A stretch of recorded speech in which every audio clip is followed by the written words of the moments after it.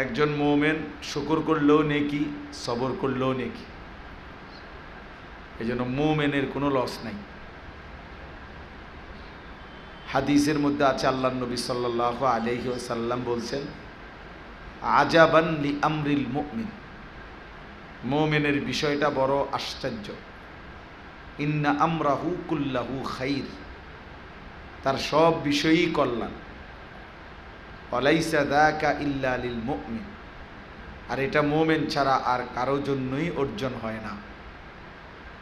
কি নবীজি উদাহরণ ব্যাখ্যা করে বুঝাইছেন যে মুমিনের জীবন হলো ইন আসাবাতহু সাররাউ শাকারা, যদি তার পছন্দনীয় জিনিস তার জীবনে আসে তো একজন ইমানদার আল্লাহ তাআলার শুকর আদায় করে, ফাকানা খাইরান লাহু, আর সেই শুকরটা তার জন্য কল্যাণকর হয়। ওয়া ইন আসাবাতহু দররাউ, আর যদি তার জীবনে কোনো কষ্ট, মুসিবত, পেরেশানি, অস্থিরতা আসে তো সবারা, সে সবর করে, ফাকানা খায়রান লাহু, আর এটাও তার জন্য কল্যাণই বয়ে আনে। তার মানে বোঝা গেল একজন ইমানদার যদি সুখে পছন্দসই অবস্থায় যদি শুকর আদায় করে তাইলেও নেকি, বিপদে মুসিবতে পেরেশানিতে সবর করলে তাতেও নেকি। তাহলে আর লস কোথায়? শুকরেও নেকি, সবরেও নেকি। এই জন্য আপনারাও কষ্ট করলেন, আমরাও সবাই। আসলেই মৌলানা সাহেব বলতেছিলেন, আপনারা শুনছেন, আমরাই তো আর এই অঞ্চলে সচরাচর চলাফেরা করি না, আমার আসলে আন্দাজও নাই। আমি তো স্বাভাবিকভাবে থাকি কুমিল্লা ক্যান্টনমেন্ট, আমার বাসা, মাদ্রাসা বা আমার মূল চলাফেরা সব ওইদিকে। আপনাদের এই রাস্তা সম্পর্কে আমার তেমন কোনো ভালো আইডিয়াও নেই। আল্লাহ পাকের মেহেরবানি যে আল্লাহ তাআলা 24 তারিখ আসবার তৌফিক দিছে, কারণ আর 5-7 মিনিট পরে হয়তো 25 তারিখ হয়ে যাবে। হয়েই গেছে 25 তারিখ। আল্লাহ তাআলা যে এদ্দুর ইজ্জত রক্ষা করছে যে 24 তারিখের দাওয়াতে 24 তারিখে আসতে পারছি, এইটাও শুকর। আমার একজন ভাগিনা, যার মাদ্রাসায় আমি মাগরিবের পরে বয়ান করছিলাম, ও আমার সম্পর্কে ভাগিনা হয়, উত্তরা। তো ও আমারে বলছে, মামা 12টার আগে যাইতে পারতেন না, যেই জ্যাম আমি জানি। তো ও মামা টাইমেরও কমপক্ষে 5-7 মিনিট আগে আসছি। তা আসলে প্রচণ্ড জ্যাম, পুরাটা রাস্তাই জ্যাম। বৃষ্টি হওয়াতে আরও একেবারে সদর বদর হয়ে গেছে, সোজা কথা। ওই ভাই মাঝপথে আবার মোটর সাইকেলে উঠছি, ওইটা আবার ভিতরে দিয়া অনেক ঘুরা নাও জোর পর্যন্ত যখন আসছি তখন আমার গাড়ি এর আগে উঠছে, আবার উঠছি গাড়িতে। যার কারণে আমি বারবারই বলতেছিলাম আপনাদেরকে যেন কষ্ট না দেয়, কমপক্ষে এই জ্যামের কথা বলে যেন আপনাদেরকে দোয়া করে ছেড়ে দেয়। কিন্তু ওনারা এখান থেকে বারবার বলতেছেন যে না, আসতে। সব মিলাইয়া মালিকের ফায়সালা, আল্লাহু গালিবুন আলা আমরিহি। আল্লাহ তাআলা বলছেন, আল্লাহ তাআলাই তার ফায়সালাতে বিজয়ী। আমরা আসলেই অক্ষম, দুর্বল। বান্দা করে তাদবীর, কার্যকর হয় তাকদীর। এটা একটা গুরুত্বপূর্ণ মূলনীতি, সবাই মনে রাখতে। মানে বান্দা করে তদবির, চেষ্টা, বিভিন্ন ফিকির, কিন্তু বাস্তবিকে আমাদের প্রত্যেকের জীবনে কার্যকর হয় আল্লাহ তাআলার তাকদীর, আল্লাহর ফয়সালা। এটাই আমরা যত রকমই যত কিছু করি না কেন, আমাদের দৃষ্টিতে অনেক কিছুই আমরা মনে করি যে সব নিখুঁত, কোথাও কোনো ঝামেলা নাই। আসলে বিষয়টা এমন না, বরং আল্লাহ তাআলার তাকদীর যেটা, এটাই শেষ পর্যন্ত কার্যকর। উত্তরা মাইলস্টোন স্কুল অ্যান্ড কলেজের এরা, এই বাচ্চাগুলো অধিকাংশই আলহামদুলিল্লাহ মেধাবী ছেলে এবং বাংলাদেশের শীর্ষ প্রথম সারির স্কুলের মধ্যে এটা একটা, পড়ালেখার মান অনেক ভালো। আমি আগের থেকেও এটার নাম ধাম জানি।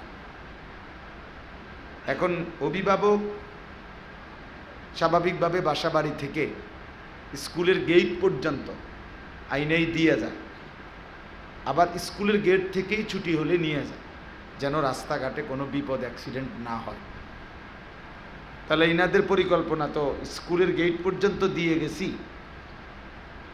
এবার তারা ভিতরে নিরাপদ, আবার স্কুলের গেট থেকেই নিয়ে যাবে, কারণ যাতে করে বাইরের রাস্তায় কোনো অ্যাক্সিডেন্ট বিপদ দুর্ঘটনা না হয়।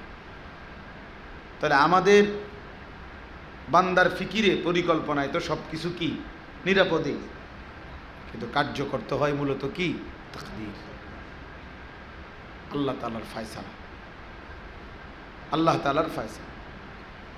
এই জন্য একটা কথা সবসময় মনে রাখা, কোরআনুল কারীমের মধ্যে আছে ওয়ায়াজআলুকুম খুলাফা আল আরদ।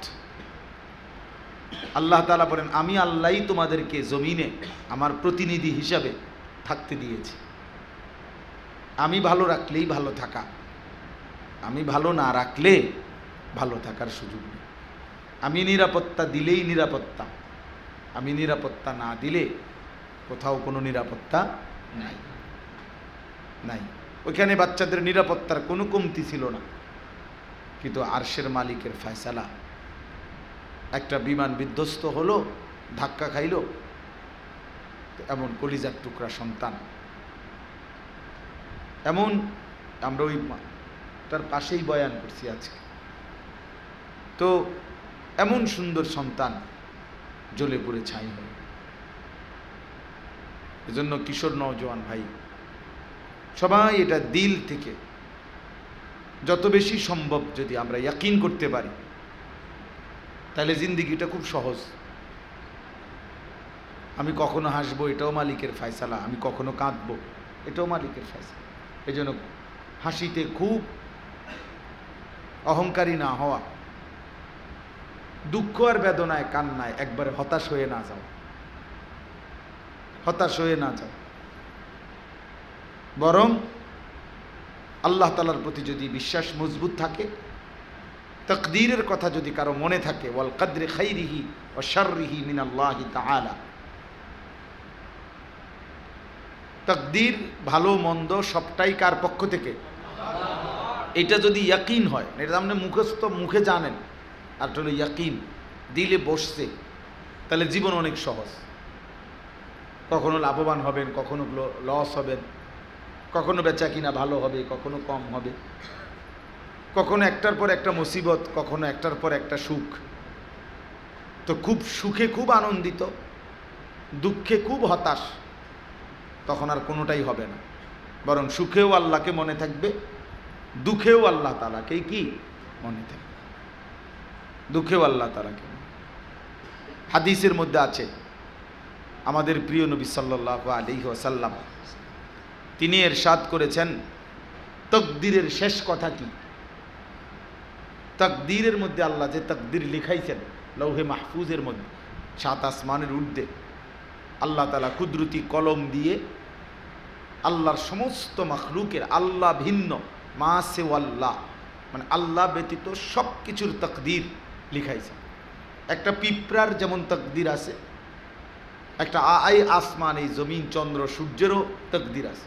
এই সূর্য কতদিন উঠবে, কতবার ডুববে, এটা হিসাব করা আছে। এই চাঁদ কতবার উঠবে ডুববে হিসাব আছে। নদীতে কতবার ঢেউ আসবে, কতবার জোয়ার আসবে, ভাটা আসবে, এটা তাকদীর আছে। ফলে একসময় জোয়ার বন্ধ হয়ে যায়, নদী মরে যায়, ফয়সালা করা। একটা মশা আমার হাত থেকে ছুটে গেছে, ওনার হাতে মারা পড়ছে। একটা পিঁপড়া আমার সামনের থেকে ছুটে গেছে, কিন্তু সামনের জনে পিষা ফেলছে। তাইলে তাকদীর আছে। তাকদীর কিন্তু শুধু মানুষের না, তাকদীর হলো গোটা কায়নাতের। আল্লাহ ভিন্ন যত কিছু, সব কিছুরই কি আছে তাকদীর। নুন ওয়াল কালামি ওয়া মা ইয়াসতুরুন, কোরআন শরীফে আছে। আল্লাহ তাআলা কসম করছেন, তাকদীর লিখছেন যে কলম দিয়ে, এই কলমের কসম করে আল্লাহ বলছেন ওয়াল কালাম, আমি আল্লাহ কসম করছি কলমের, ওমা ইয়াসতুরুন, এবং সেই কলম দিয়ে আমার সৃষ্টির যত তাকদীর লেখা হয়েছে সবটার কসম করছি। তো এই তাকদীরের শেষ কথাটা কি? মানে লিখতে লিখতে লিখতে লিখতে গোটা কায়নাতের কিয়ামত পর্যন্ত শুধু এমনি মোবাইল ধরে রাখলে হাতে বুঝবেন কম, এটা মনে রাখবেন। মানে মোবাইল হাতে ধরে রেখে রেকর্ড করলে দিলে জমে কম। ওরা তো স্ট্যান্ড লাগায় রাখে, এই জন্য তারাও নিচে বসে শোনে, কিন্তু হাতে যারা ধরে রাখে তাদের মনোযোগ হয় না। ওনারও সারাক্ষণ এটা একটা ওয়াসওয়াসা, মানে এইটার প্রতি বারবার নজর যায়, তখন দিলের মধ্যে সারাক্ষণ ঘুরে যায়, এটা ওড়েনি ঠিক মতো, সাউন্ড ক্লিয়ার নি, ছবিও আইতেছে নি, উঠতেছে নি, একবার এটা ডাইনে নেয় বামে নেয়, উড়ায় নামায়, এই সংবং করতে করতে সময় শেষ। পরে জিজ্ঞাসা করবেন যে কি শুনছেন, বলছে অনেক কথাই বলছে, ভালো ভালো কথাই বলছে। কয়টা কইতাম, কয়টা কমুতরে, আর মানে কোনোটাই মন নাই, এই জন্য কয়টা কইব আর উনি। এই জন্য ভাইয়া এমনি শুনে তাকাইয়া শুনলে বরকত বেশি, নজরে সাংঘাতিক বরকত, নজরে বরকত বেশি, তাকাইয়া শুনলে ভালো, এতে ফায়দা বেশি। জি জি,